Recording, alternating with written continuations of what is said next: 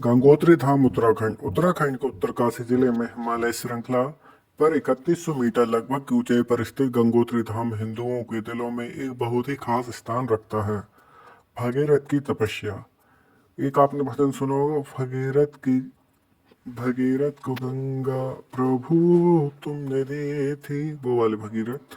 किंवदंतियों के अनुसार यह कहा जाता है कि राजा भगीरथ के परदादा राजा सागर ने पृथ्वी पर राक्षसों का वध किया था। अपनी सर्वोच्चता का प्रसार करने के लिए उन्होंने अश्वमेध यज्ञ करने का निर्णय लिया। यज्ञ के दौरान साम्राज्य में निर्बाध यात्रा पर जाने के लिए घोड़े को छोड़ा जाता था। घटनाओं के दौरान सर्वोच्च शासक इंद्र को डर का कि यदि यज्ञ पूरा हो गया तो उन्हें अपने दिव्य सिंहासन से वंचित होना पड़ सकता है। अपनी दिव्य शक्ति का उपयोग करके उन्होंने घोड़े को ले लिया और उसे ऋषि कपला के आश्रम में बांध दिया, जो गहरे ध्यान में बैठे थे।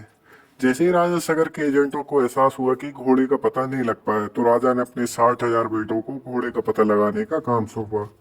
जब राजा के बेटे खोए हुए घोड़े की तलाश में थे तो उस स्थान पर पहुंचे जहां ऋषि कपिला ध्यान कर रहे थे।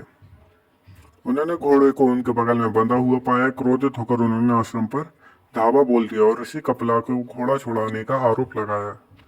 ऋषि कपिला का ध्यान भंग हो गया और उन्होंने क्रोधवश अपनी शक्तिशाली दृष्टि से 60,000 पुत्रों को भस्म कर दिया और उन्होंने यह श्राप भी दिया कि उनकी आत्मा को मोक्ष तभी मिलेगा जब उनकी राख को गंगा नदी के पवित्र जल से धोया जाएगा, जो कि उस समय स्वर्ग में स्थित रहती थी मां गंगा नदी। ऐसा कहा जाता है कि राजा सगर के पोते भगीरथ, जब उनकी राख को गंगा नदी के पवित्र जल से धोया जाएगा, जो उस समय स्वर्ग में स्थित मां गंगा नदी थी। ऐसा कहा जाता है कि राजा सगर के उनके पोते भगीरथ ने अपने पूर्वजों को मुक्त कराने के लिए गंगा मां को पृथ्वी पर आने के लिए प्रसन्न करने के लिए 1000 वर्षों तक कठोर तपस्या की।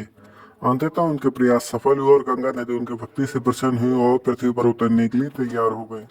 और वह पृथ्वी पर इसलिए भी सीधे नहीं आ सकते थे क्योंकि उनके वेग को पृथ्वी संभाल नहीं सकती थी। इसलिए शंकर भगवान को जटा में गंगा माँ आई और जो कि भगीरथ की तपस्या से प्रसन्न हुई।